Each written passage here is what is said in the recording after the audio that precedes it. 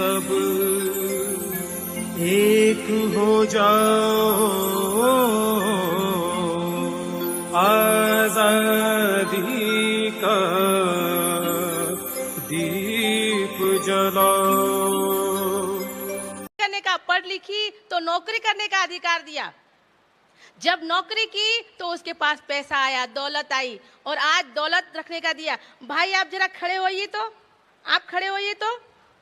आपके शरीर पे कपड़े हैं ना, उसमें कितने जेब है? 6 जेब है ना। बहन आपके शरीर पे कपड़े हैं, कितनी जेब है? एक भी जेब नहीं है। बहन जरा आपका पर्स दीजिए तो, मैडम आपका पर्स दीजिए तो। भारी है, उठाया नहीं जाएगा। कोई बात नहीं। बहनों भाइयों, ये बाबा साहब आम्बेडकर की देन है। पर्स रखने का अधिकार बाबा साहब आम्बेडकर ने दिया। मतलब हम महिलाओं को पैसा रखने की, दौलत रखने की अधिकार नहीं था, वो बाबा साहब आम्बेडकर के कारण है। आज हम जो बोल रहे हैं, वो आज हम जो भी कुछ है, वो बाबा साहब आम्बेडकर के कर्ज के तले हम दबे हुए हैं। बहनों, अगर हम बाबा साहब आम्बेडकर का कर्ज नहीं चुकाएंगे तो हम आगे कभी भी बढ़ नहीं पाएंगे। बहनों, बाबा साहब आम्बेडकर ने अपना तीसरा आंदोलन किया था, वो नागपुर में था। उस अधिवेशन का नाम था शेड्यूल कास्ट ऑफ फेडरेशन। उस शेड्यूल कास्ट ऑफ फेडरेशन के अंदर 50,000 पुरुष और 25,000 स्त्रियां थी। तब बाबा साहब आम्बेडकर ने हम महिलाओं को ललकारते हुए कहा था, कि हे माँ, हे बहन, मैं तेरी कोख से पैदा हुआ। हे माँ, हे बहन, मैं तेरी कोख से पैदा हुआ।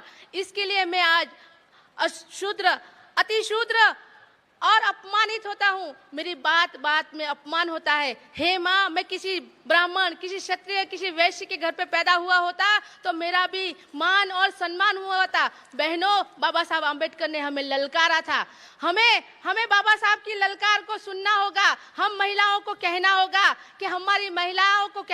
कि ये जो हमारी एक कोख है ना, वो कोई जैसी तैसी कोख नहीं है। हमारी कोख से शिवाजी ने जन्म लिया, हमारी कोख से बुद्ध ने जन्म लिया, हमारी कोख से बाबा साहब आम्बेडकर ने जन्म दिया। और तो हमारी एक कोख ये महान पुरुषों को जन्म दिया हुआ है। तो हमारी ये कोख को जैसी तैसी कोख नहीं है। बहनों, हमारी महिलाएं टीवी चैनल में देख के बैठी रहती है, और जो दुर्गा वाहिनी आरएसएस वाले लोग कहते हैं कि 2 बच्चे पैदा कीजिए, 4 बच्चे पैदा कीजिए, 40 बच्चे पैदा कीजिए। ये बातें सुन सुन के हमारी महिलाएं सिर्फ चर्चा करके बैठ जाती है, लेकिन इसके बारे में कोई सोचती नहीं है। हमारी महिलाओं को इस पे गहन चिंतन करना चाहिए कि ये लोग ऐसा क्यों कर रहे हैं। मैं तो कहना चाहती हूँ इन ब्राह्मणों को कि हम लोग 100 नहीं 400 बच्चे पैदा करेंगे। लेकिन आप बोलते हो ना कि ब्राह्मण अपने मुख से पैदा हुआ, ब्रह्मा के मुख से। मुझे तो आज तक ये मालूम नहीं पड़ता, जब ब्रह्मा पुरुष था तो उसको अपनी बीवी को छोड़ के खुद को डिलीवरी क्यों करनी पड़ी। तो मैं तो कहती हूँ उन ब्राह्मणों से कि अपने ब्रह्मा को बुलाओ और हमारी महिलाओं को टेक्नोलॉजी बता दो, तो 100 बच्चे तो क्या 400 बच्चे मुंह से पैदा करके दिखा देंगे, और झंझटी मारी खत्म हो जाएगी। हाँ, 9 महीना पेट में रखने का परेशानी नहीं रहेगी। हम महिलाओं को ये सोचना चाहिए कि ये गलत धारणाएं हैं, ये जो गलत प्रचार हो रहे हैं उसको बंद करना पड़ेगा। बहनों, हमें मेश्राम साहब का जो आह्वान है, मेश्राम साहब जैसे कहते हैं कि हे माँ, मुझे तेरे 10,000 बच्चे दे दे। हे माँ, तेरे मुझे 10,000 गुलाम बच्चे दे दे, कुछ ही समय में तुझे 85 करोड़ आजाद बच्चे दे दूंगा। तो मैं तो अपनी बहनों और भाइयों को कहना चाहती हूँ कि 4 नहीं, 5 नहीं, 10 नहीं, 40 नहीं, मैं तो कहती हूँ 2 महान बच्चे पैदा करो बाबा साहब आम्बेडकर और फूले बाबा जी से।